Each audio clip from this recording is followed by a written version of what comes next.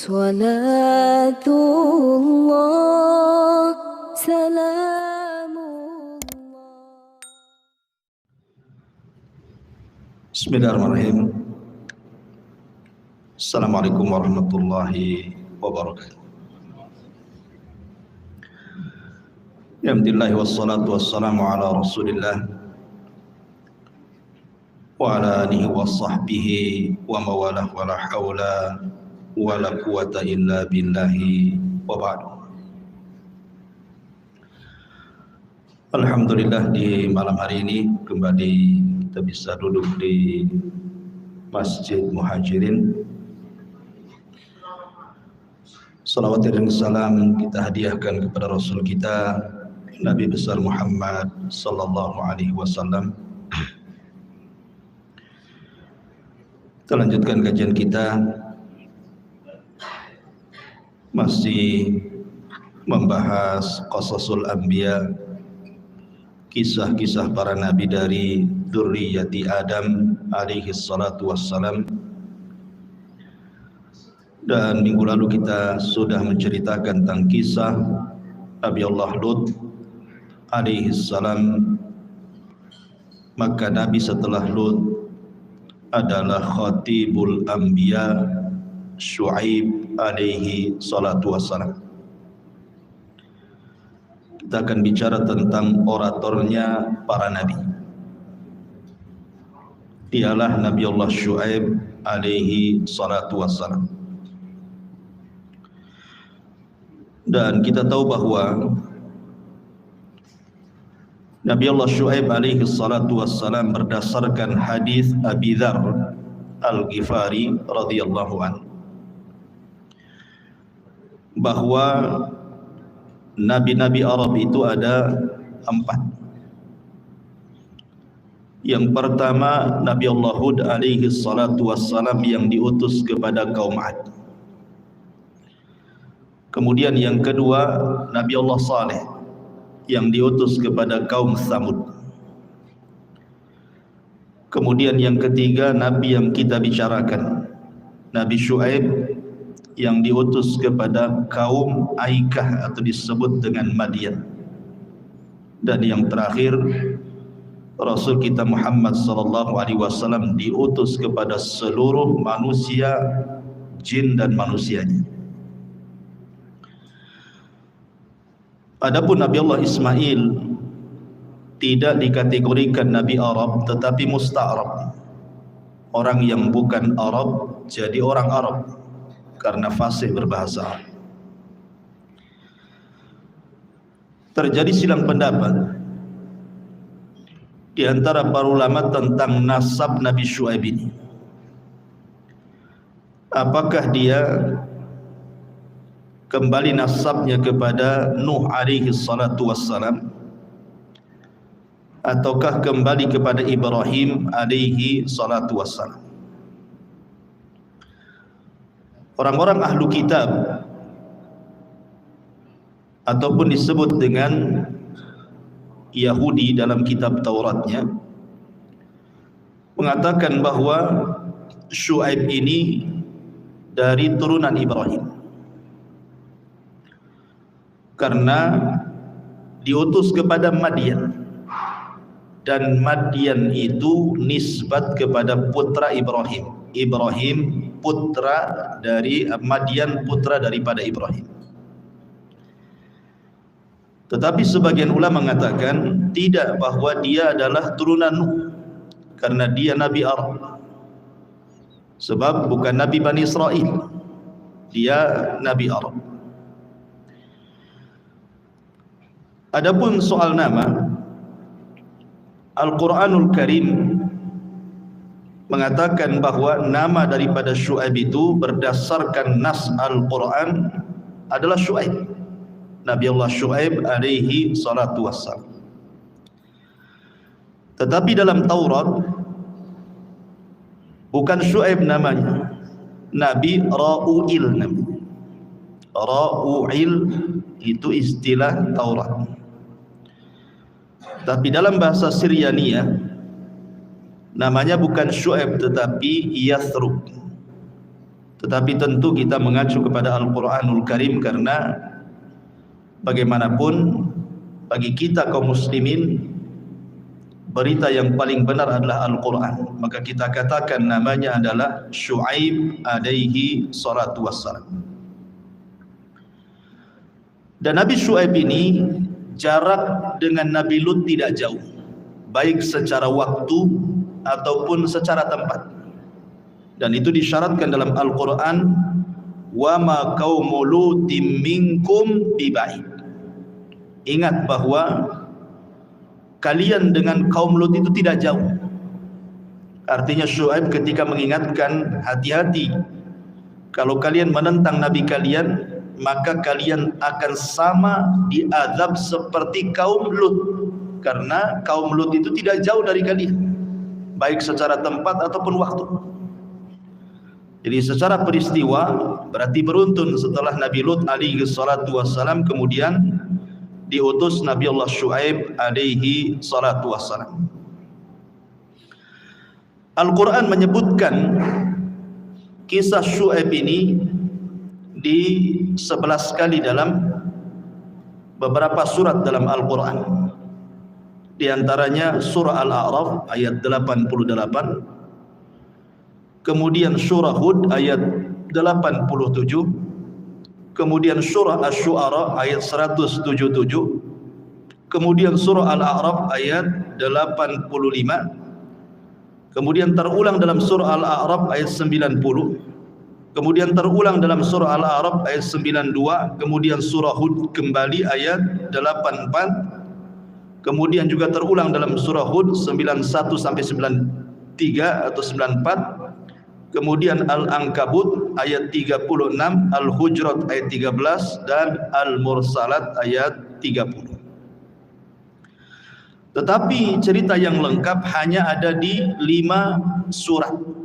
Jadi kalau kita mau meneliti kisah Nabi Allah Syuaib, maka yang paling lengkap dalam surah Al-A'raf dari 85 sampai 93, kemudian surah Hud dari 84 sampai 95, kemudian surah Asy-Syu'ara dari 176 sampai 190, kemudian surat Al-Hijr 78 sampai 79, dan Al-Ankabut 36 sampai 37.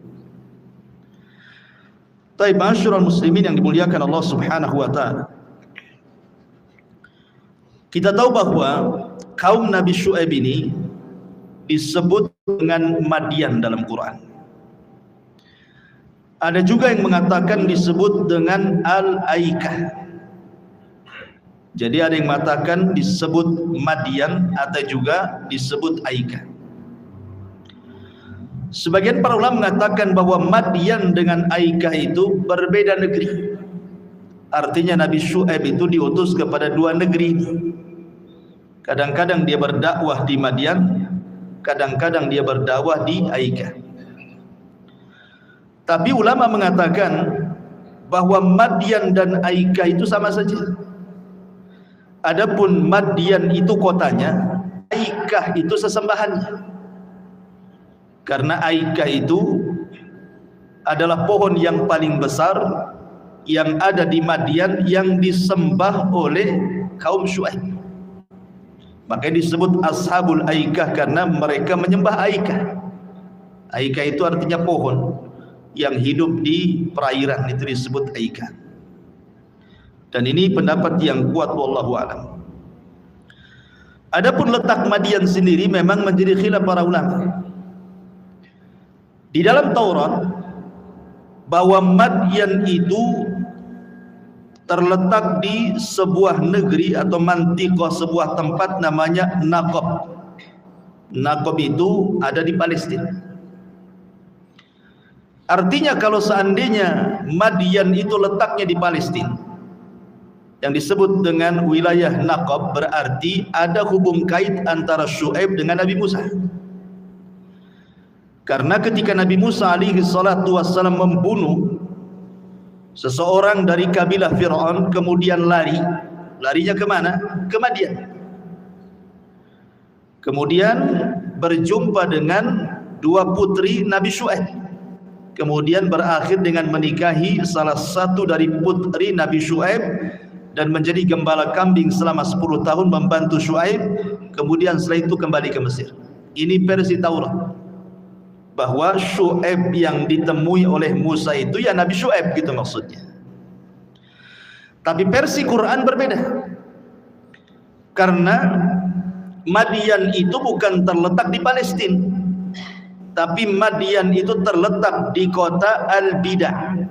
Kota Bidah ini mengikuti daerah Tabuk, dan Tabuk itu adalah peperangan yang terakhir dilakukan Nabi. 2 tahun sebelum Rasul wafat terjadi perang Tabuk. Artinya ini peperangan terakhir yang dipimpin Nabi SAW langsung melawan orang-orang Nasrani Romawi di Tabuk namanya. Lah, Madian itu ada di wilayah Madinah Bidah itu, dan Bidah ini adalah masuk ke wilayah Tabuk, di mana dari Madian ke Tabuk itu sekitar 170 km. Lebih tepatnya bahwa Madian itu sebelah barat laut dari Mamlakah Saudi Arabia. Artinya masih wilayah Saudi, bukan Palestina. Dan ini yang benar, karena peninggalan-peninggalan kaum Syuaib, kaum Madian itu masih berdiri kokoh di situ. Jadi kalau antum haji atau umroh gitu kan, bisa kita ke daerah itu melihat peninggalan-peninggalan Madian sampai hari ini masih ada. Berarti kalau memang Madian itu bukan di Palestina tetapi berada di Mamlakah Saudi Arabia, tepatnya wilayah Tabuk, berarti Nabi Syuaib alaihi salatu wassalam tidak berjumpa dengan Nabi Musa. Berarti Musa ketika kemudian dia lari dari Mesir ke Madian yang ada di Palestina, yang ditemui bukan Nabi Syuaib, tetapi Syuaib biasa gitu, orang soleh, orang baik, dan itu pendapat yang kuat. Ya, jadi Nabi Musa alaihi salatu wassalam berjumpa dengan orang namanya Syuaib, orang soleh, bukan Nabi. Sebab ada beberapa pernyataan para ulama, di antaranya adalah Syekhul Islam Ibn Taimiyah rahimahullahu taala, kemudian Al-Imam Ibnul Qayyim rahimahullahu taala, kemudian Al-Imam Ibnu Katsir dan juga Abdurrahman As-Sa'di mengatakan bahwa Nabi Musa alaihi salatu wassalam menikahi salah satu putri daripada Syuaib. Syuaib di sini bukan Nabi. Kata Ibnu Taimiyah, Ibnul Qayyim, Ibnu Katsir dan juga Abdurrahman As-Sa'di mengatakan bahwa dia adalah rajulun saleh, orang soleh saja, bukan seorang nabi. Kemudian dari waktu juga berbeda, sebab Nabi Syuaib itu diutus, rentang waktunya adalah antara diutusnya Nabi Yusuf dengan Nabi Musa, dia tengah-tengah. Jadi nggak ketemu secara zaman. Ya, jadi nggak ketemu, nggak mungkin Nabi Musa berjumpa dengan Nabi Syuaib karena secara rentan waktu saja berbeda gitu ya. Dia antara Nabi Yusuf dan juga Nabi Musa, jadi tidak akan ketemu. Dari sini menunjukkan bahwa pendapat yang kuat Nabi Musa tidak berjumpa dengan Nabi Syuaib. Ini berdasarkan Quran. Tetapi kalau mengikut ajaran Taurat, ya ketemu, karena yang dimaksud Madian itu kalau dalam Taurat adalah kota yang ada di Palestina. Ya gitu ya. Itu versinya Taurat. Tapi sekali lagi kita kembali ke versi Quran, bahwa Nabi Syuaib tidak berjumpa dengan Nabi Musa karena Madian itu letaknya bukan di Palestina tetapi barat laut dari Mamlakah Arabia, di sebuah kota namanya Bidah, mengikut kepada wilayah Tabuk yang Rasul pernah perang di situ. Itu secara wilayah. Ma'asyiral muslimin yang dimuliakan Allah Subhanahu wa taala. Adapun tentang penyebutan kaum Aika, sebagian para ulama mengatakan apa sih makna Aika? Ulama mengatakan Aika itu jinsun min nabatatil aikati syati'ati allati ta'ishu 'alal ma'. Jadi Aika itu sejenis tumbuh-tumbuhan namanya Aika gitu, yang hidup memang di air. Dia hanya hidup di air gitu. Mungkin kalau kita lihat mungkin tumbuh-tumbuhan yang di pinggir-pinggir laut itu ya, mungkin semacam itulah gitu ya. Lah ahlul Madian itu disebutkan juga dalam Al-Quran kan dua tuh. Pertama, Allah Subhanahu wa taala mengatakan wa ila madyana aghahum Syuaibah, dan kepada kaum Madian Allah utus saudara mereka Nabi Syuaib. Itu terdapat dalam surah Hud 84. Tapi dalam surah Asy-Syu'ara Allah mengatakan kadzdzaba ashabul aikatil mursalin idz qala lahum Syuaibun ala tattaqun. Dan telah mendustakan penduduk Aikah para rasul ketika berkata Nabi mereka Syuaib, tidakkah kalian bertakwa? Berarti di sini ada Madian, ada Aikah kan itu.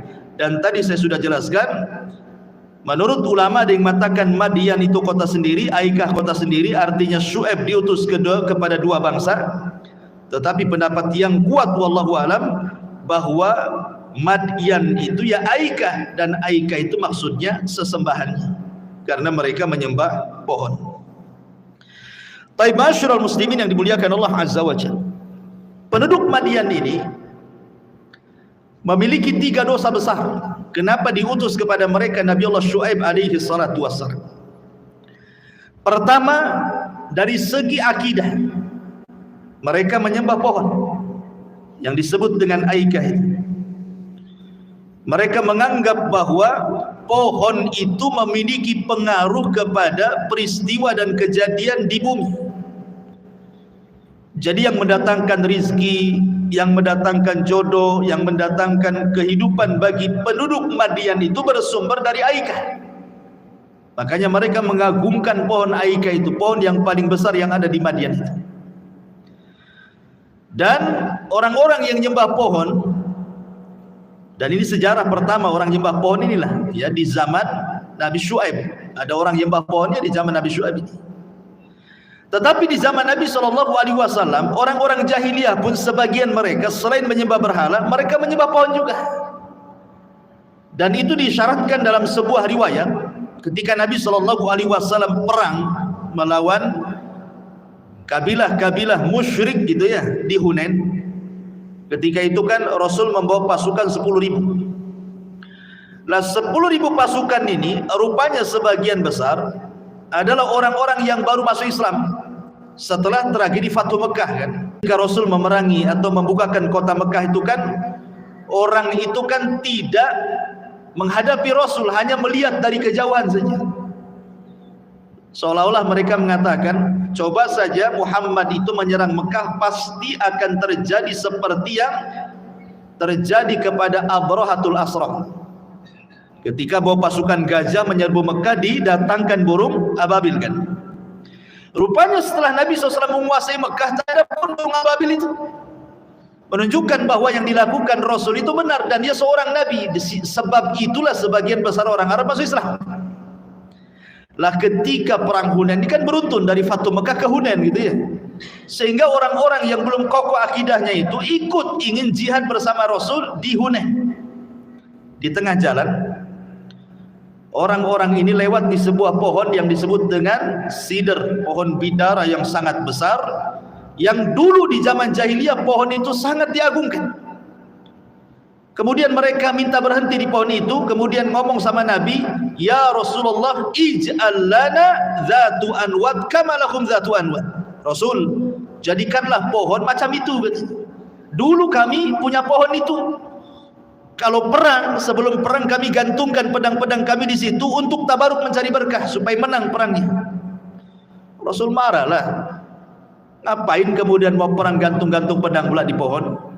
Maka Rasul mengatakan Allahu Akbar, Allahu Akbar, Allahu Akbar, kultum kama qalat Banu Israil li Musa. Rasul takbir 3 kali dan mengatakan, ucapan kalian ini seperti ucapan Bani Israel kepada Nabi Musa.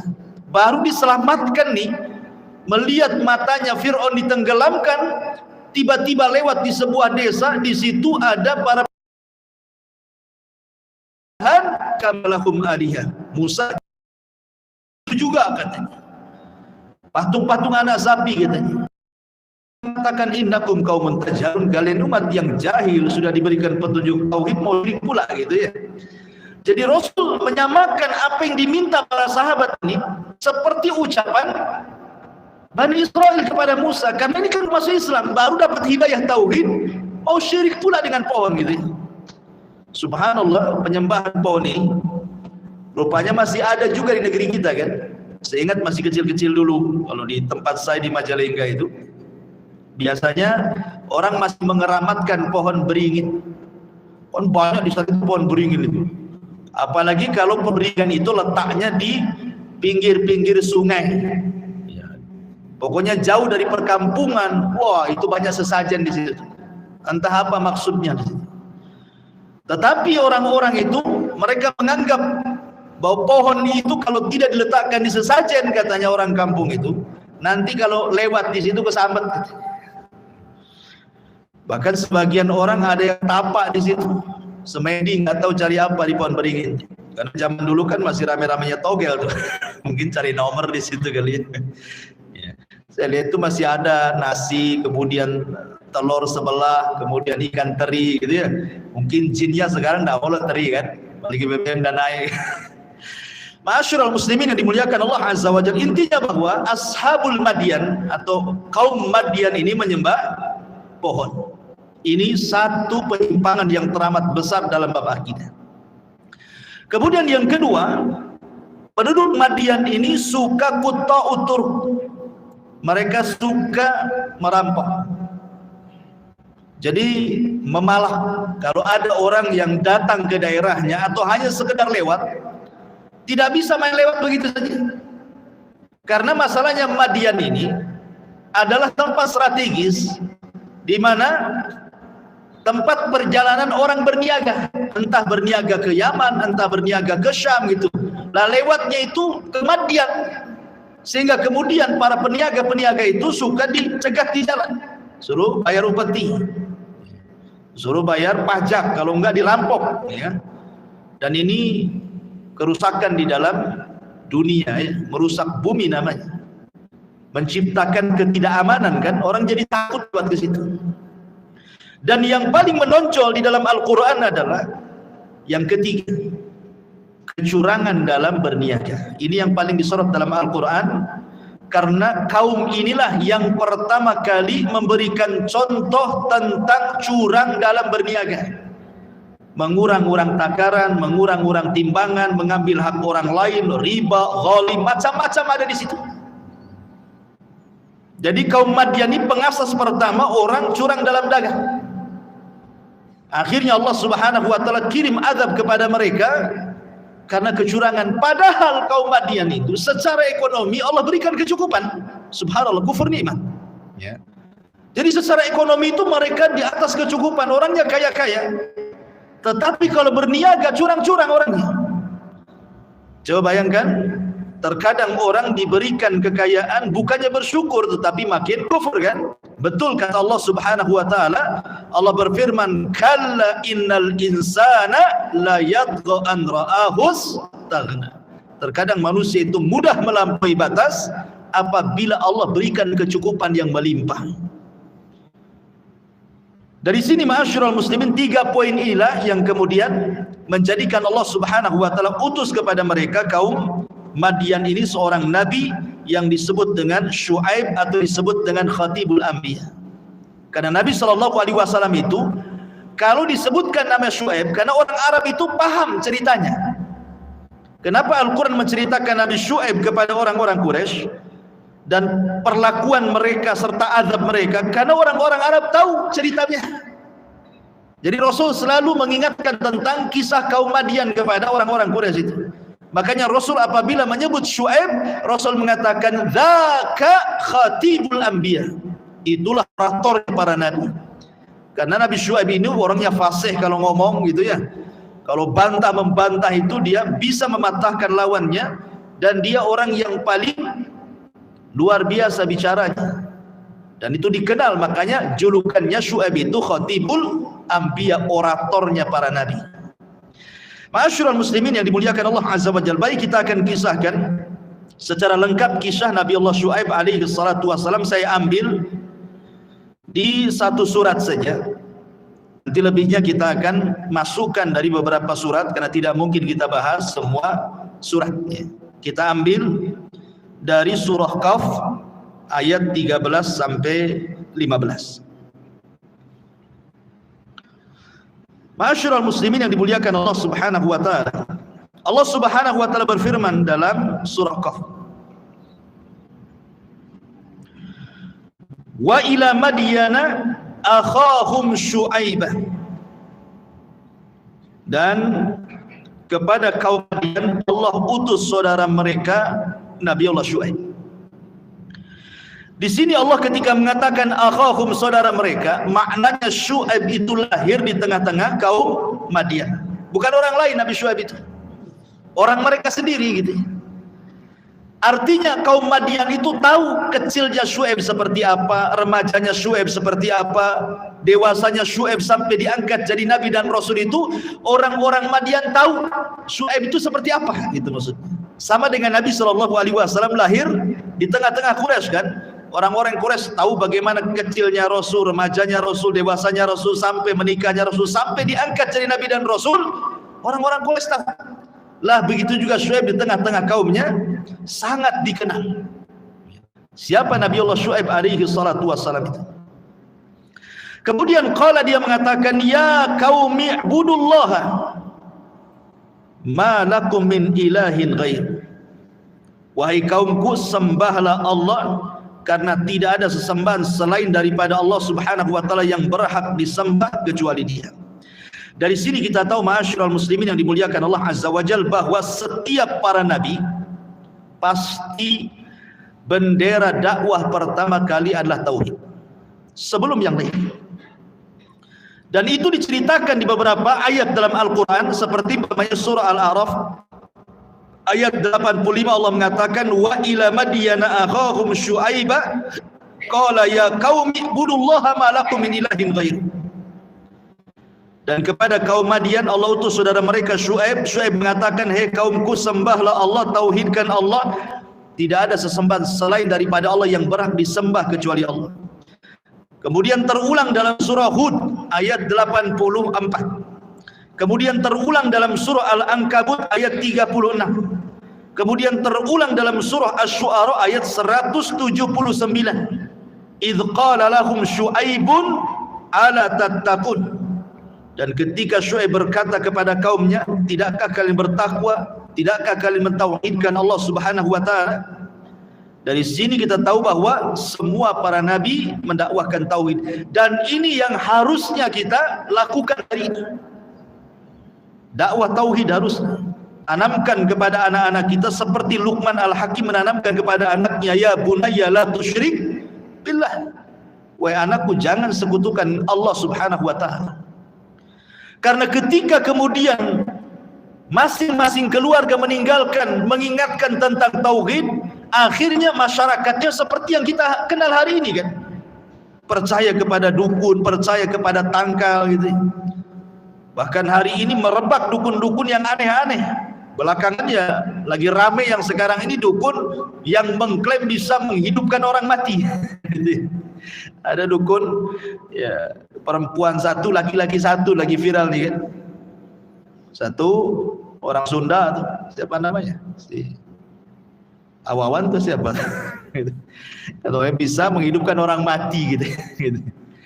Kemudian ada lagi ini perempuan ya, menggunakan ilmu kejawen gitu, bisa menghidupkan orang mati. Naudzubillah.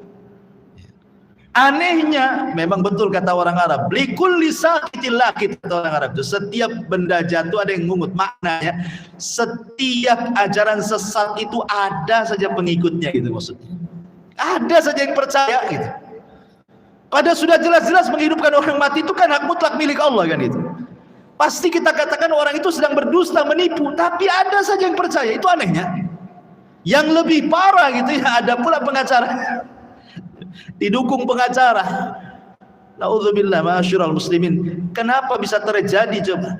Dan sekarang kan bisa ditonton karena sudah ada YouTube, ada channelnya pula gitu ya. Yang komentar-komentar di bawahnya aneh-aneh pula. Lah dari sini ma'asyiral muslimin, kenapa sampai orang yakin dengan perdukunan ini?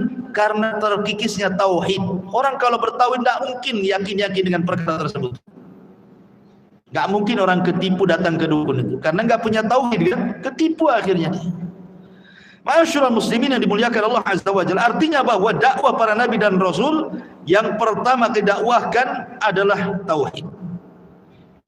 Kemudian Allah Subhanahu wa taala melanjutkan firman-Nya, wa ila madyana aghahum syuaiban qala ya qaumi ibudullaha ma lakum min ilahin ghairu qad ja'atkum bayyinatum min rabbikum. Telah datang kepada kalian keterangan dari Rabb kalian. Artinya telah diutus kepada kalian seorang nabi. Bersyukurlah kalian ada nabi yang diutus. Kemudian Syuaib mengatakan fa'auful kaila wal mizan wala tabkhasun nasa asya'ahum. Maka sempurnakanlah takaran dan timbangan kalian, jangan mengurangi hak manusia sedikit pun. Di sini yang paling penting, ma'asyiral muslimin yang dimuliakan Allah Azza wa Jalla, orang-orang Madian itu terkenal suka mengurang-urang takaran dan timbangan. Dan mereka lah yang pertama kali mencontoh soal curangnya perekonomian. Nabi SAW pernah mengumpulkan orang-orang muhajir. Kemudian Nabi SAW mewasiatkan 5 perkara.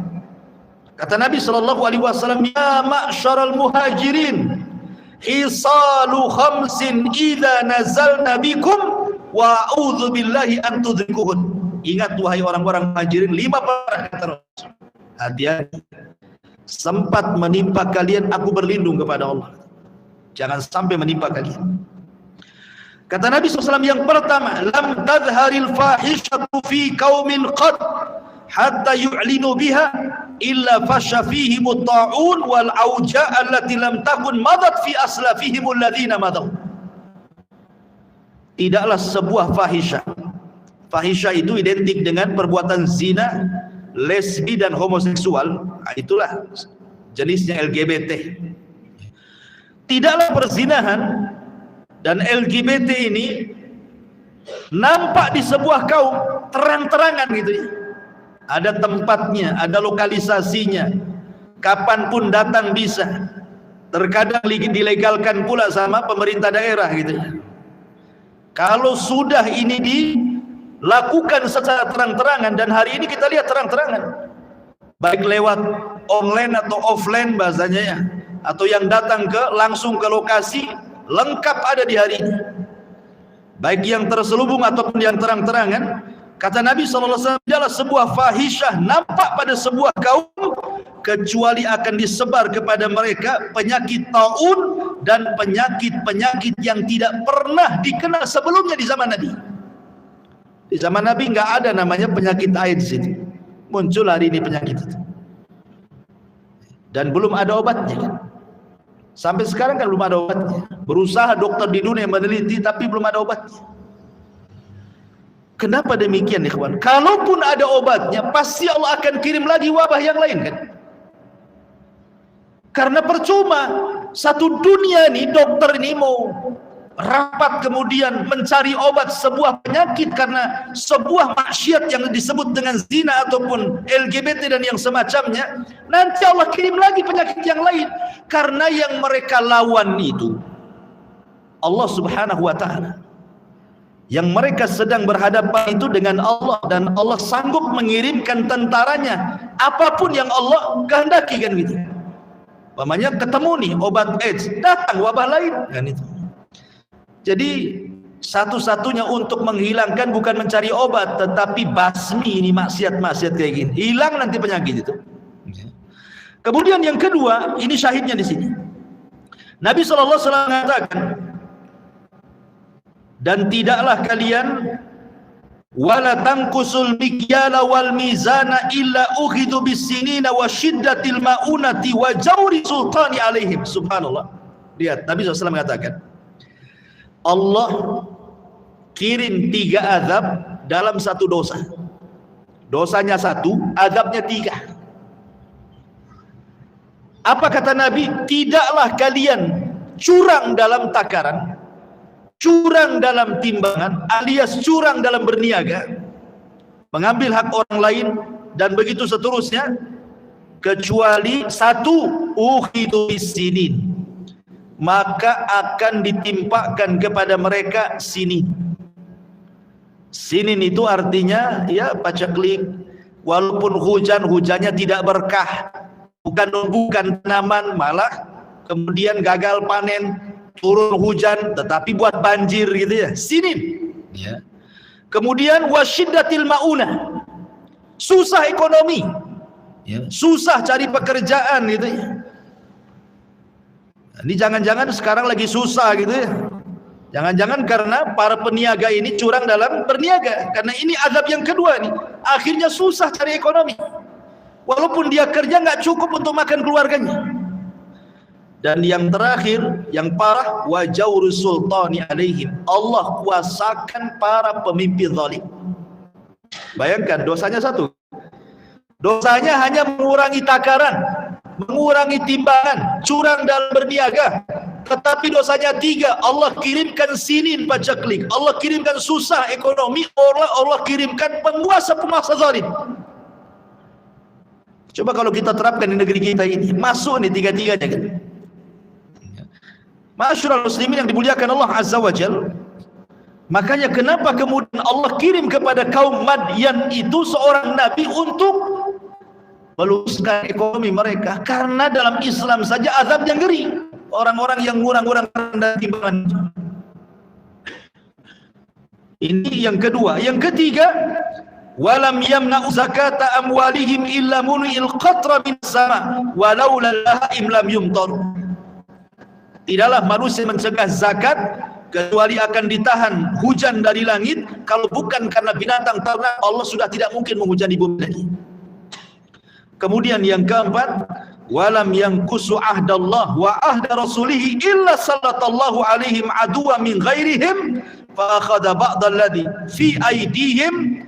Kemudian yang keempat, tidaklah mereka menjalankan perintah Allah dan Rasulnya kecuali akan dikuasakan musuh dari luar yang akan mengambil sebagian harta kalian.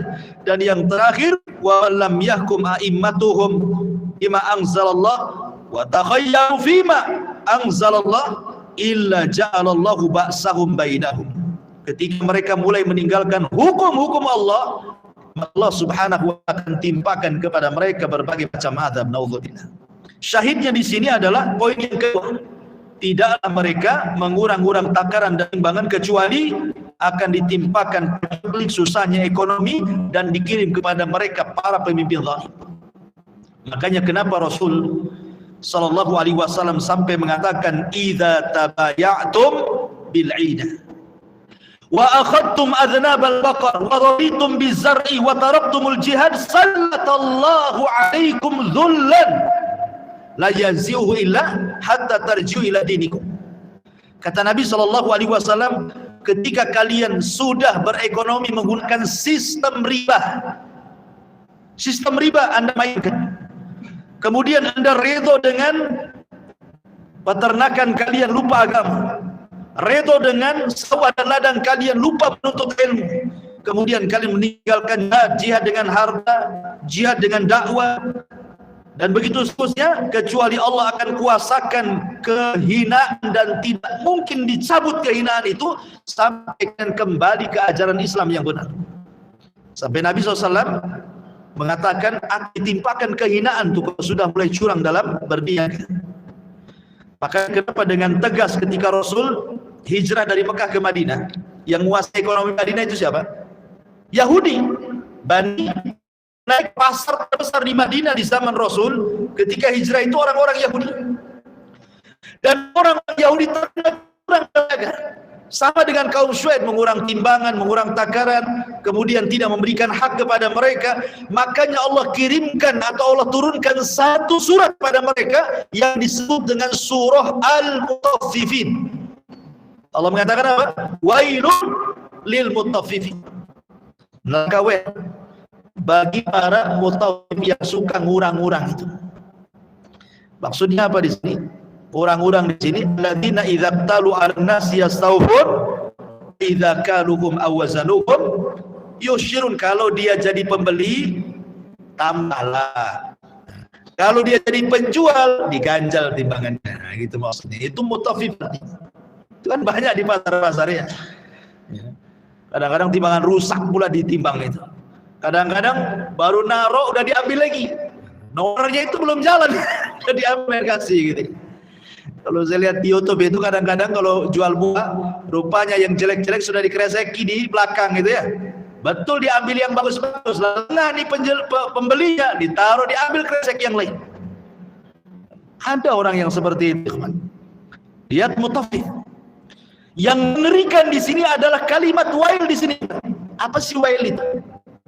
Wail itu artinya wan fi jahannam, sebuah lembah letaknya di neraka jahanam. Jadi neraka jahanam itu di bawahnya. Di mana lembah itu kata para ulama syadidu zulmi, syadidu qa'ri, syadidu natani. Sangat gelap, sangat dalam, sangat busuk, dan setiap hari neraka jahanam meminta kepada Allah perlindungan dari lembahnya sendiri. Jahanamnya ketakutan dari lembahnya. Itu disebut wail namanya. Pertanyaannya, kenapa mutaffif ini diancam sedemikian rupa dengan kalimat wail? Coba bayangkan. Padahal mutaffif ini kadang-kadang tidak mengenyangkan gitu. Kalau seorang penjual jual jeruk, kemudian dikurangi 1 buah atau 2 butir buah, 2 butir buah itu kalau kita makan nggak kenyang. Tapi kenapa kemudian ancamannya sampai diancam dengan sebuah lembah di dalam jahanam? Coba, kok begitu kali ancamannya? Rupanya rahasianya karena kita tidak tahu antara pembeli dan penjual itu siapa.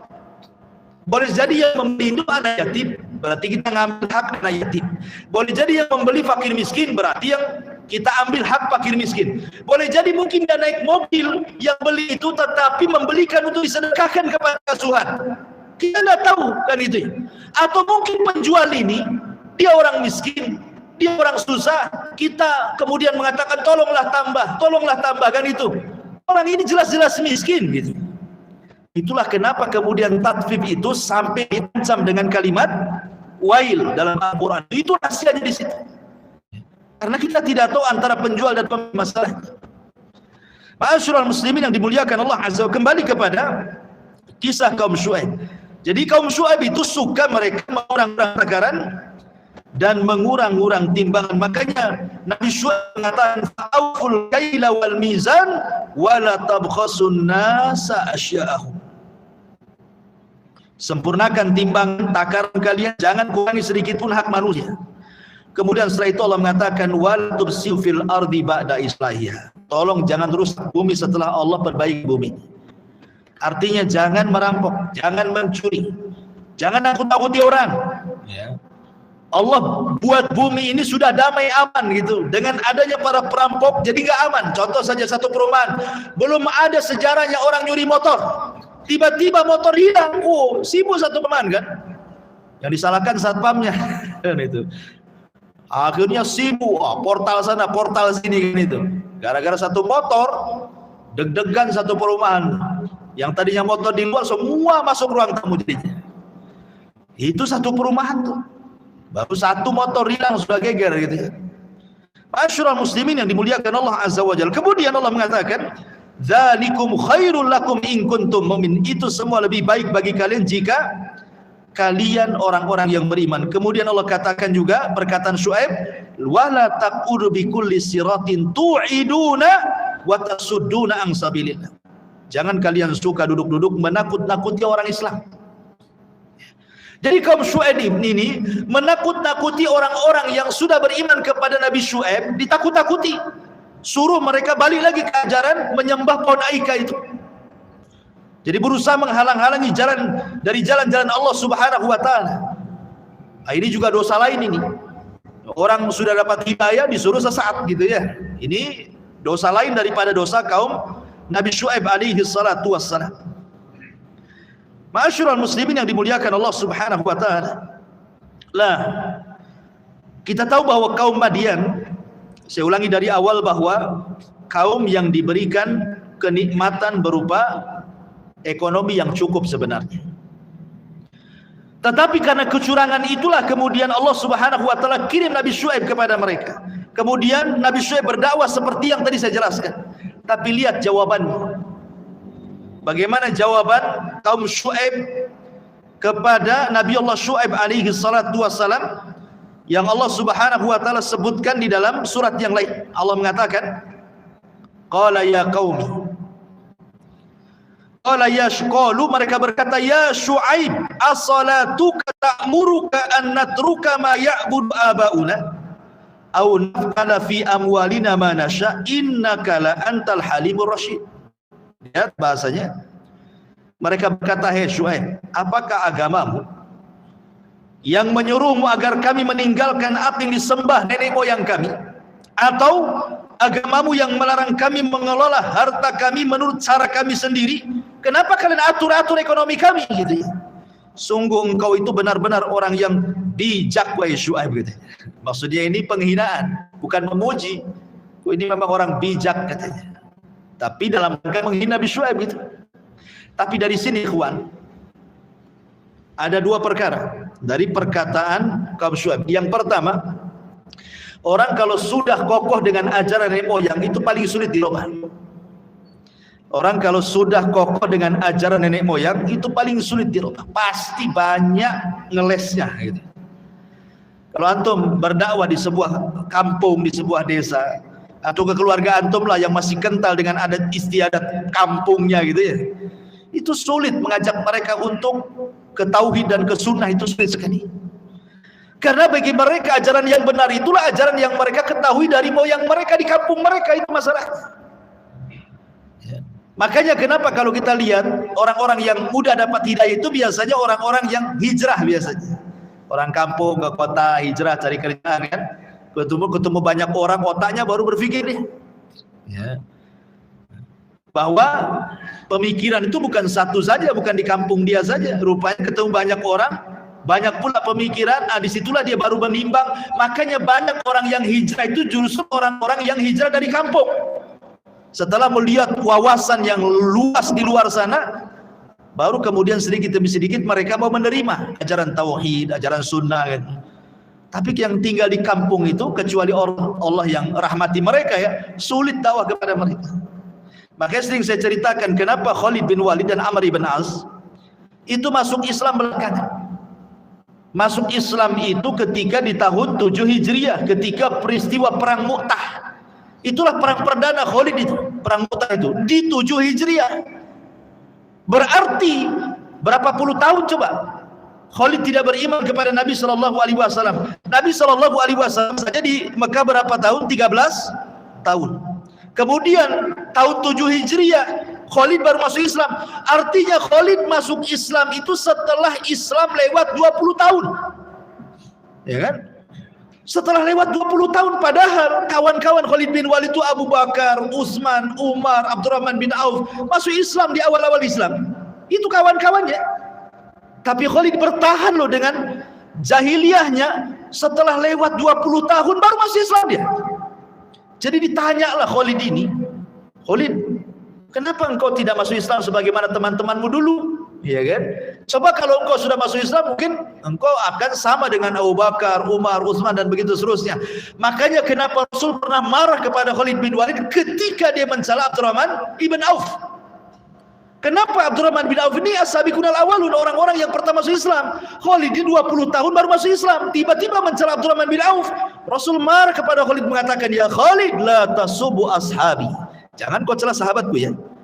Karena kalau seandainya engkau berinfak 1 gunung Uhud emas, 1 mud nggak akan sampai pahalamu, separuhnya pun tidak, kata Rasul. Jadi Khalid bin Walid merasa menyesal kenapa tidak masuk Islam seperti dulu. Tapi ditanya, kenapa engkau telat? Jawaban Khalid apa? Karena saya masih mengagumi sosoknya Abul Hakam. Siapa Abul Hakam? Abu Jahal. Abu Jahal itu kan pemimpin Quraisy. Ya, pemimpin Quraisy, dia adalah pemimpin tertinggi di Quraisy itu Abu Jahal. Kalau sebelumnya Abdul Muthalib. Abdul Muthalib meninggal dari Bani Hashim, digantikan dari Bani Mahzum Abu Lahab. Abul Hakam atau disebut dengan Abu Jahal. Kenapa Abu Jahal jadi pemimpin? Karena bijak kalau ngomong. Makanya disebut Abul Hakam. Disebut Abu Jahal itu nabi yang ngomong. Orang-orang Arab menyebutnya Abul Hakam. Hakam itu artinya kebijaksanaan, kalau ngomong itu bijak. Jadi Khalid itu terpengaruh dengan ide-idenya si Abu Jahal ini. Makanya dia nggak yakin dengan Nabi SAW. Baru setelah Abu Jahal meninggal di perang Badar, ya kan? Pemimpin-pemimpin yang dikagumi Khalid meninggal dunia, baru dia mikir perkataan, baru dia mau dengar Islam, dengar Quran, ya. Baru dibanding-bandingkan dengan ucapan Abu Jahal. Oh, ternyata Islam itu benar juga katanya. Nah, gitu kan? Jadi setelah tokoh-tokohnya meninggal, dia jadi tokoh, kemudian dia berpikir, baru dia dapat hidayah. Menunjukkan apa? Menunjukkan cengkeraman daripada nenek moyang itu kuat, gitu kan? Makanya kemudian Khalid telat masuk Islam. Lah di sini orang-orang Madian gitu juga sama. Dia mengatakan kepada Syuaib, apakah agamamu yang menyuruh kami untuk meninggalkan ajaran moyang kami?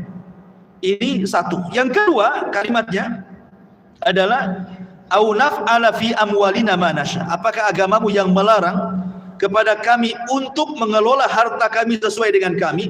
Dari sini menunjukkan bahwa harta itu sirrut tughyan, rahasia bejatnya manusia. Jadi harta itu terkadang menjadi rahasia jahatnya, bejatnya manusia. Makanya ulama mengatakan banyak harta itu bukan menunjukkan sebuah kebaikan. Bukan sama juga miskin harta juga bukan menunjukkan sebuah kehinaan. Kenapa demikian? Karena dua-duanya ujian. Allah mengatakan wa nabluukum bisyarri wal khairi fitnah, kan itu ya. Kami uji kalian dengan keburukan dan dengan kebaikan. Artinya kefakiran juga fitnah, ujian dari Allah. Kaya juga ujian dari Allah. Justru orang kaya itu lebih besar ujiannya. Kenapa? Karena dia punya alat maksiat. Kekayaan itu alat maksiat. Mau zalimi orang, bayar orang, pukul dia, bunuh dia, selesai, kan gitu ya. Mau berzina, tinggal bayar perempuan. Mau mabuk, tinggal beli khamar. Mau apa lagi? Orang kaya itu mudah berbuat jahat. Makanya kenapa Rasul mengatakan malun saleh li rajulin saleh. Harta yang baik itu kalau dikelola orang baik. Nah, gitu ya. Maknanya harta yang jahat itu kalau yang mengelola orang jahat. Dan harta itu paling sulit untuk mendapatkan hidayah. Makanya kenapa para penentang para nabi dan rasul, sejak kita cerita Nabi Nuh sampai kepada cerita Nabi Syuaib, para penentang nabi rata-rata orang kaya, para pejabat. Kenapa demikian? Karena mereka merasa kibar, sombong dengan kekayaannya, kan? Makanya menolak dakwah para nabi.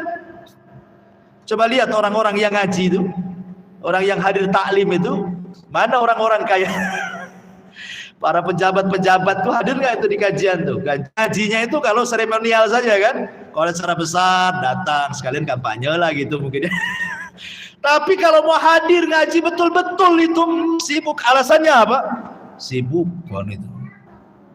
Sibuklah ngurus bisnis sana, bisnis sini, bisnis itu. Padahal secara logika ada orang usia sudah 70 tahun atau mungkin 60 tahun lah, sudah kaya. Kalaupun dia tinggal di masjid nih, orang ini di usia 60 tahun sampai dia wafat, dia akan habis kekayaannya itu. Mungkin sampai anak turunannya nggak akan habis. Tetapi terkadang usia-usia tua yang sudah Allah berikan kecukupan, bukannya duduk di masjid, sholat, tahajud, zikir, majelis taklim gitu ya, malah makin sibuk bisnis gini gitu ya. Makin sibuk, ketutup otaknya. Padahal kalau dia duduk di masjid tanpa kerja pun sebenarnya sudah cukup kaya kekayaannya untuk menghidupi dia. Tinggal ibadah sampai mati saja sebenarnya. Tapi rupanya tidak. Makanya saya katakan bahwa harta itu sirru tughyan. Jadi rahasia bejatnya orang itu ya harta itu. Sudah tua kaya pun tidak mau juga dia duduk di masjid, ya kan?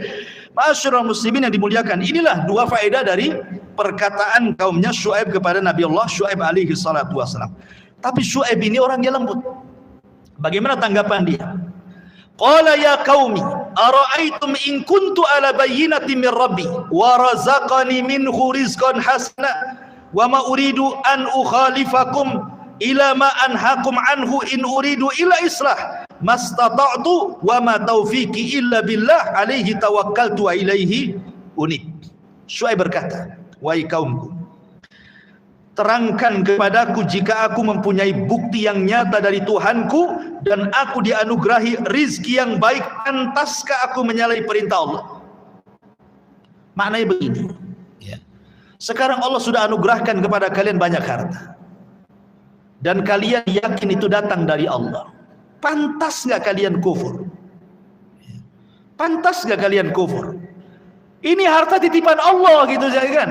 Berarti kewajiban Anda bersyukur, kata Syuaib. Bukannya menyembah berhala, pepohonan, bukannya curang dalam berniaga. Harusnya kalian bersyukur, tinggalkanlah sesembahan itu, perbaiki ekonomi kalian, itu bentuk syukur kalian, kata Syuaib. Kata Syuaib, aku tidak bermaksud menyalahi kalian terhadap apa yang aku larang darinya. Tidak, sebenarnya kalau kalian baik gak mungkin aku cerewet seperti ini maksudnya. Kalau kalian baik gak mungkin aku bicara seperti ini. Kemudian aku hanya bermaksud mendatangkan perbaikan selama aku masih sanggup, dan petunjuk yang aku ikuti hanyalah dari Allah, kepadanya lah aku bertawakal dan kepadanya pula aku kembali. Syuaib terus menasihati dengan sangat lembut, jadi karena dia khatibul anbiya, dia berusaha dengan bahasa-bahasa yang mudah dipahami. Kemudian juga Syuaib mengatakan, ya qaumi la yajrimannakum shiqaqi an yusibakum mislu ma asaba qaumi nuhin au qaumi hudin au qaumi salih wa ma qaumu lutin minkum bibaid. Kemudian Nabi Syuaib ini coba berpikir tentang akibat-akibat kaum sebelumnya. Coba kalian perhatikan, ya, kata Nabi Syuaib ini, wahai kaumku, janganlah pertentangan antara aku dengan kalian menyebabkan kita ini berbuat dosa, sehingga kalian akan ditimpa siksa seperti yang menimpa kaum Nuh, kaum Hud, kaum Saleh. Sedangkan antara kalian dengan kaum Lut itu tidak jauh tempat dan juga zamannya. Dia nggak berpikir, coba kaum yang dulu dihancurkan itu kenapa, gitu maksudnya. Disuruh berpikir. Inilah pentingnya kita ini tadabbur dengan Al-Quran. Ketika kita ini membahas cerita-cerita para nabi itu, antum kira jangan cerita-cerita ini untuk supaya mudah tidur dengar cerita, oh enak ceritanya, sedap juga tuh ceritanya. Bukan untuk disedap-sedapkan saja cerita ini. Ya. Saya pernah lihat komentar di YouTube gitu ya, di Umairah Channel tuh, ya, di YouTube. Masya Allah katanya, saya tidak bisa tidur kalau tidak dengar Ustadz bercerita. Jadi saya cerita di YouTube itu untuk orang tidur rupanya. Subhanallah. La haula wala quwata illa billah. Gimana ceritanya orang cerita untuk tidur? Orang cerita didengarkan, diambil. Makanya kisah itu kata Hasan Al-Basri, junudun min junudillah. Hasan Al-Basri mengatakan bahwa kisah-kisah dalam Al-Quran itu adalah tentara dari tentara Allah, supaya kita semangat, gitu maksudnya. Jadi kalau kisah-kisah para nabi itu bagaimana mereka, para nabi itu kuatnya dalam berjihad, dalam berdakwah, kita ikut juga lah semangat gitu ya. Pengen seperti mereka gitu. Dan kalau kaumnya diazab, kita jadi takut, jangan sampai aku seperti mereka. Itu maksudnya kisah-kisah diceritakan itu. Ambil ibrahnya. Fa'tabiru ya ulil absar. Ya. Ma'asyiral muslimin yang dimuliakan Allah. Kemudian Syuaib juga terus menasihati mereka sampai mengatakan, wastaghfiru rabbakum tsumma tubu ilaihi inna rabbi rahimun wadud. Dan mohonlah ampun kepada Tuhan kalian, kemudian bertobatlah kalian kepada Allah, sungguh-sungguh Tuhan yang maha penyayang lagi maha pengasih. Artinya Syuaib mengatakan, jangan putus asa, walaupun kalian banyak dosanya, kalau kalian istighfar pasti diampuni. Yang jelas kalian kembali, tinggalkan berhala kalian, tinggalkan curang dalam berjual belian, jangan kalian merampok, dan begitu seterusnya kembali. Ya. Jadi lihat bagaimana Syuaib kan lembut nih. Seorang dai memang harus begitu, harus lembut gitu ya. Tapi kemudian mereka mengatakan, lihat jawaban mereka nih, qalu ya Syuaib ma nafqahu katsiran mimma taqul. Ya Syuaib, kami tidak banyak mengerti tentang apa yang kau katakan. Kau ini ngomong apa? Katanya. Bayangkan bahasanya tuh. Syuaib ini orator para nabi. Ya. Artinya fasih bahasanya, mudah dicerna, mudah diterima. Tetapi kaum Nabi Syuaib ini pura-pura tidak paham. Dia mengatakan kepada Syuaib, kau ngomong apa Syuaib, katanya. Jadi kalau Syuaib ngomong itu tok tok tok tok tok tok, kayak saya ini cerita gini ya, dari awal sampai akhir ngaji, kemudian keluar salah satu, Ustadz tadi ceramah apa? Antum ngapain? Ya. ngelamun. Gitu kan. Jadi mereka mengatakan kepada Syuaib itu seolah-olah menutup kebenaran dengan mengatakan kau ngomong apa Syuaib. Dan ini yang banyak di masyarakat. Betapa banyak orang-orang yang tahu itu syirik tapi pura-pura tidak tahu. Betapa banyak orang-orang yang tahu ini menentang sunnah Rasul tapi pura-pura tidak tahu. Betapa banyak orang yang mengatakan ini adalah maksiat pura-pura tidak tahu. Tetap saja dia berzina, tetap dia minum khamar, tetap dia berjudi, tetap dia dusta, ghibah, padahal dia tahu itu dosa. Tetap aja dilakukan dengan itu. Pura-pura tak tahu. Begitu juga para pendakwah banyak, ini tahu syirik, dibiarin. Oh jangan, nanti kalau didakwai pecah belah nanti manusia. Enggak boleh, enggak boleh. Nanti buat lari manusia. Ditutup-tutupin pula ada kebenaran coba. Ya. Ma'asyiral muslimin yang dimuliakan Allah Azza wa Jalla. Seperti sekarang lah dunia perdukunan itu. Orang dunia perdukunan sudah tahu. Ada yang mengatakan ditipu-tipu, ini settingan atau mungkin duktur beneran. Ada juga ditutup-tutupi dengan cara apa? Dukunnya pakai serban, dukunnya pakai peci, dukunnya bawa tasbih, dukunnya bawa jubah gitu kan. Jadi kesannya akhirnya kesyirikan seolah-olah bagian daripada agama kan. Ini persis seperti ucapan kaum Syuaib. Kau ngomong apa Syuaib katanya gitu. Kemudian mereka mengatakan wa inna lanaraka fina dha'ifa. Aku lihat kau ini lemah pemahamanmu Syuaib. Dihinanya Syuaib coba.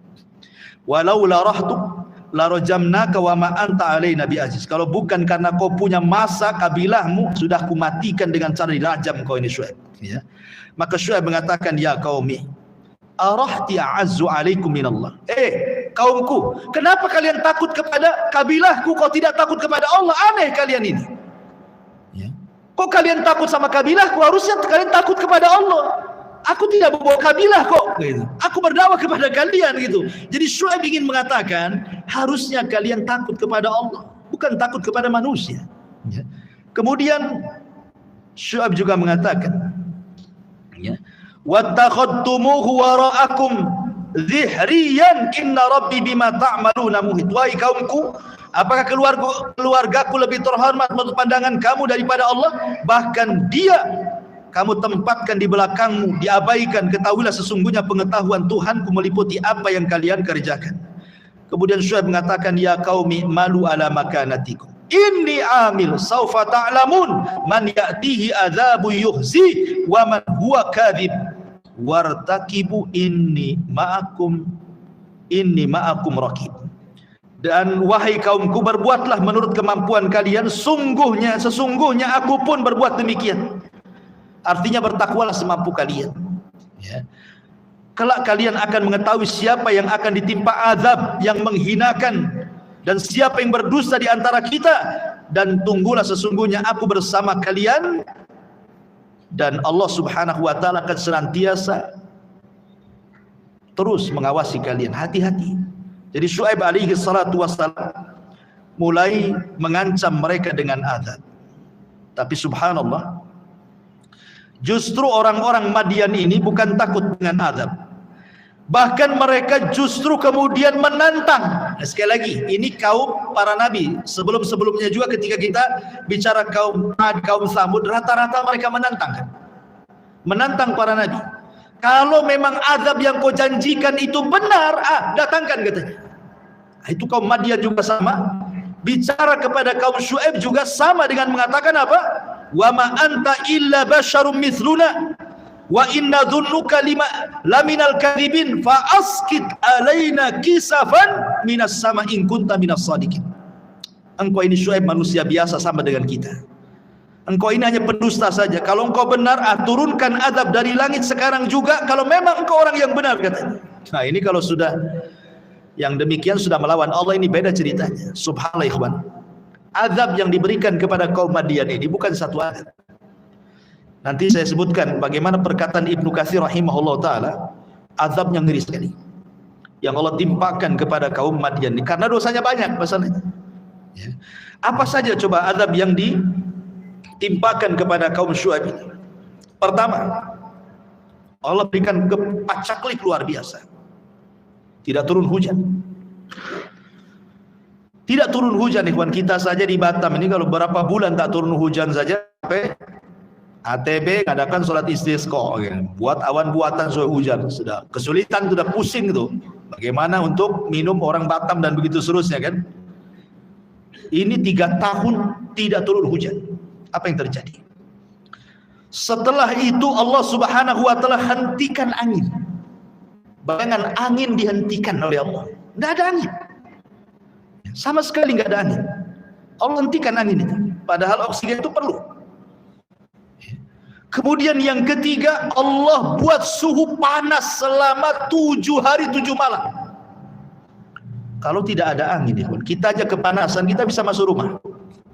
Bisa cari pohon untuk bernaung. Ini kalau sudah tidak ada angin, tiba-tiba Allah kirim hawa panas selama 7 hari 7 malam. Tempat mana yang bisa menaung dari rasa panas di sini? Masuk rumah salah, bernaung di pohon salah, ya. Sehingga sebagian mereka mengencingi pakaian mereka diletakkan di kepalanya supaya tidak kepanasan. Kalau masih ada angin masih mendingan. Ini sudah tidak ada angin, hawa panas yang luar biasa selama 7 hari 7 malam gitu ya. Kemudian Ibnu Katsir rahimahullahu taala menjelaskan tiba-tiba langit digelapkan. Langit digelapkan. Setelah langit digelapkan, kata Ibnu Katsir rahimahullah taala, tiba-tiba datang bola-bola api dari langit.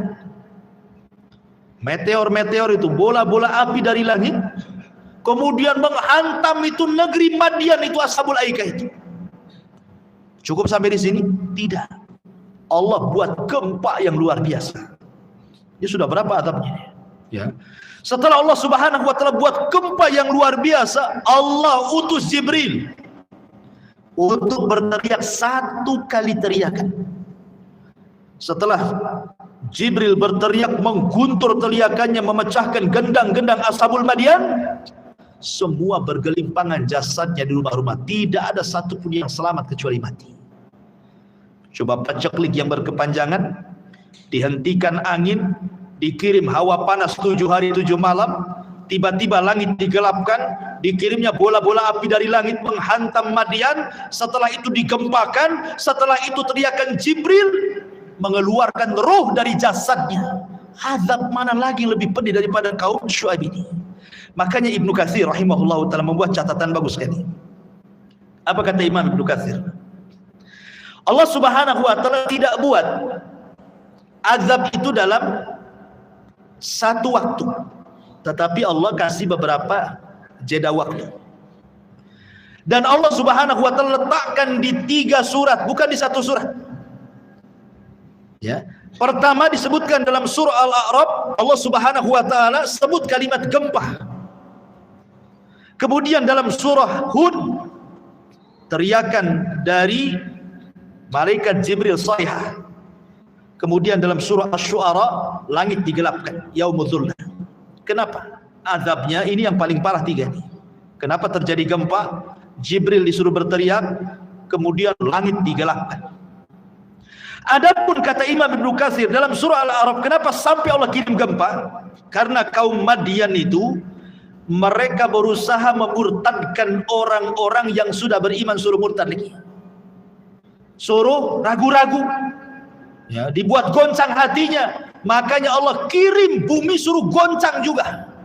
Karena dia sudah menggoncangkan hati orang, maka Allah kirim gempa untuk menggoncangkan mereka. Adapun kemudian dalam surah Hud, Allah berikan teriakan karena mereka kalau ngomong di hadapan Nabi Syuaib itu berteriak-teriak. Ya.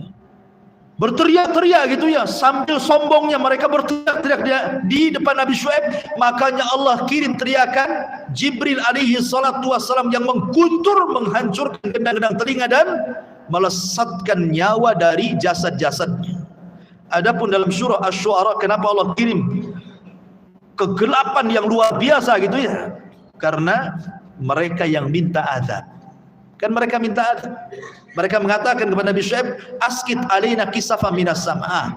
Turunkan azab dari langit katanya. Nah, sekarang Allah turunkan azab, langit digelapkan gitu ya. Itu penyebab kenapa azab kaum Syuaib ini, kaum Madian Ashabul Aikah ini beruntun, karena dosanya banyak. Ma'asyiral muslimin yang dimuliakan Allah Azza wa Jalla, setelah kemudian jasad-jasad dan Syuaib sebelumnya sudah diselamatkan dan juga orang-orang yang beriman. Kemudian setelah azab itu orang mati semua, bangunan pada roboh semuanya, Syuaib datang ke Madian melihat bekas-bekas azab itu. Apa kata Syuaib? Nabi Allah Syuaib alaihi salatu wasallam mengatakan, "Fatawalla anhum wa qala ya qaumi laqad ablagtum risalati rabbi wa nasahtu lakum fa kaifa asa 'alal qaumil kafirin." Ini ucapan terakhir Nabi Syuaib. Apa kata Syuaib? Wahai kaumku, bukankah sudah kukatakan, aku sudah sampaikan risalah Rabbku kepada kalian dan aku sudah berikan nasihat, tapi kalian menolak nasihat dan risalah Allah. Jadi kalau kalian dihancurkan seperti ini, fakaifa asa 'alal qaumil kafirin, masa mana saya akan sedih melihat kalian diazab? Aku tak sedih karena ini perbuatan kalian, katanya. Sampai Syuaib tidak menaruh iba sama sekali. Kenapa? Ya karena perbuatan mereka. Sudah dikasih tahu, tidak mau dengar. Sudah disampaikan risalah, tidak mau menerima. Dikasih nasihat, tetap saja menolak nasihat. Jadi kalau Allah adab ya sudah pantas. Makanya Syuaib mengatakan, "Fakaifa asa 'alal qaumil kafirin." Macam mana aku akan sedih dengan apa yang kalian timpakan orang kafir? Aku tidak sedih. Ma'asyiral muslimin yang dimuliakan Allah Azza wa Jalla. Dari kisah Nabi Syuaib ini, ikhwatu fillah dimuliakan Allah Azza wa Jalla, banyak kita petik pelajaran yang bisa kita ambil. Ya, pelajaran yang pertama, bahwa kaum yang rusak itu karena pertama rusak akidahnya. Kaum yang baik itu kalau baik akidahnya.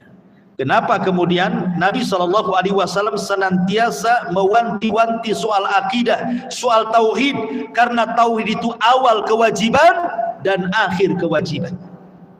Orang masuk Islam menjadi mu'allaf, dia harus mengucapkan syahadat asyhadu an la ilaha illallah wa asyhadu anna muhammadar rasulullah. Orang mau mati ditalkinkan, kata Rasul, lakinu mautakum bila ilaha illallah. Awal mengucapkan la ilaha illallah, akhir pun mengucapkan la ilaha illallah. Dan Rasul mengatakan, as'adun nas bi syafaati yaumal qiyamah man qala la ilaha illallah. Orang yang paling bahagia dengan syafaatku pada hari kiamat, orang yang mengucapkan kalimat la ilaha illallah. Artinya kalau ingin baik, tanamkan tauhid. Minimal dalam keluarga dulu, sebelum yang lainnya. Ya, keluarga kita yang masih gandrung ke dukun gitu ya, cegah mereka jangan pergi ke dukun. Yang masih suka dengan tangkal jimat, karena masyarakat kita ini masih rawan dengan perkara-perkara tersebut kan. Para pengusaha masih juga ada penasihat spiritualnya. Para pejabat ada juga, maksudnya penasihat spiritualnya maksudnya dukun gitu ya. Warung-warung ada juga yang nempel-nempelin jimat, raja-raja gitu kan itu ya. Itu sihir takhil namanya. Dihayalkan orang kayaknya enak, padahal nggak enak sebenarnya. Cuma dihayalkan setan aja kayaknya enak kali, padahal sama saja. Rasa bakso di sini dengan sana sama saja. Cuma yang satu kena dukun, yang satu tidak kan itu ya. Jadi dihayalkan seolah-olah masuk warung ini kok sangar nih, nggak berani saya. Akhirnya ke sebelahnya. Kenapa? Karena disantet warung sebelahnya itu. Dibuat takhil namanya. Itu masih banyak di masyarakat yang seperti ini. Ma'asyiral muslimin yang dimuliakan Allah Azza wa Jalla, ini yang pertama. Yang kedua dari kisah Nabi Syuaib, bahwa sebuah negeri atau sebuah bangsa itu akan diturunkan berkah dari langit dan dari bumi kalau mereka memperbaiki ekonomi mereka. Allah mengatakan dalam Al-Quran, walau anna ahlal qura amanu wattaqau lafatahna alaihim barakatim minas sama'i wal ardh. Kalau seandainya penduduk negeri itu mau beriman dan bertakwa, niscaya kami akan buka berkah dari langit, berkah dari bumi. Allah suburkan. Negeri ini akan menjadi negeri yang baldatun thayyibatun wa rabbun ghafur. Dan itu dimulai dari perekonomian. Ekonomi. Lihat Nabi bisa menumbangkan ekonomi orang Yahudi hanya dalam tempo 2 tahun. Tumbang gulung tikar pasarnya baik di Punaeko. Kenapa? Karena Rasul menerapkan sistem Islam. Maka mulai. Makanya Umar bin Khattab melarang, tidak boleh pedagang masuk pasar kecuali dia sudah hafal kitabul buyur tentang hukum-hukum jual beli. Kalau sekarang nggak peduli. Bahkan sudah jadi pengusaha baru sibuk ya, yang pengusaha hijrah lah, baru sibuk belajar kitabul buyuh, mana yang boleh, mana yang haram, mana yang tidak. Sudah makan uang haram baru sibuk dia belajar gitu maksudnya. Umar bin Khattab mengatakan, jangan masuk pasar kalau tidak paham hukum jual beli. Karena kalau tidak paham hukum jual beli nanti masuk ke riba, masuk ke gharar, masuk ke menimbang mengurang-urang takaran timbangan dan begitu seterusnya. Makanya di dalam kitab Fiqhus Sunnah karya Sayyid Sabiq dalam Kitabul Buyuh, Umar itu kalau masuk pasar bawa tongkat. Untuk apa? Memukul siapapun para pedagang yang curang, diusir dari pasar. Anda bisa bayangkan kalau Umar bin Khattab hidup di zaman sekarang masuk pasar tiban, apa yang terjadi? Antum bisa simpulkan kan? Masyaallah muslimin yang dimuliakan Allah, seperti itu. Ya. Karena masalah perekonomian ini pengaruh kepada siapa? Kepada keluarga. Sebagaimana tauhid juga mempengaruhi keluarga, ekonomi juga sama. Makanya kenapa Abu Bakar Siddiq radhiyallahu an, dia punya budak dimerdekakan. Habis itu hilang budak ini kemana? Tiba-tiba suatu hari datang bawa sekresek kurma, dihadiahkan kepada Abu Bakar. Ya namanya hadiah, main ambil satu butir dimakan. Sudah sampai perut ngomong, kau dapat dari mana katanya. Kata mantan budaknya ini atakahan ya Abu Bakar. Aku pura-pura jadi peramal wahai Abu Bakar. Aku ngeramal seseorang, jarinya benar pula padahal pura-pura. Jadi ini dukun settingan. Dia pura-pura ngeramal, betul rupanya ramalannya. Dikasih kurma satu kresek, ya aku terimalah, ini yang kau makan katanya. Marah Abu Bakar, dia masukkan jarinya sampai ke tenggorokan, sampai dia muntah semua isi perutnya keluar. Orang-orang mengatakan, kau akan mati wahai Abu Bakar. Kata Abu Bakar, enggak apa-apa. Kalaupun bukan hanya isi perutku yang keluar, sak nyawa-nyawa keluar aku redo. Yang penting aku tidak memasukkan makanan haram di keluarga Abu Bakar. Ada yang orang seperti ini coba. Orang sekarang ini ya enggak peduli lah. Yang penting dapat duit, persis seperti yang disabdakan Rasul, sayati alaikum zaman la yubalil mar'u bima akhadhal mal. Akan datang zamannya kata Rasul, orang enggak peduli dari mana harta dia ambil. Amin halalin, amin haramin. Apakah harta dari halal ataukah dari haram? Yang penting dapat duit zaman sekarang. Ya kan? Dan itu sudah terbukti sabda Nabi SAW. Kemudian yang terakhir, karena sudah jam 9, ya faedahnya di sini adalah bahwa setiap dosa itu pasti ada akibat. Setiap dosa itu akibat. Salah satu akibatnya adalah Rasul yang mengatakan bahwa Allah haramkan rizki. Kenapa? Innallaha yahrumur rizqa. Allah mengharamkan rizki pada seseorang. Bisa babi karena sebab apa? Dzambin yusibu.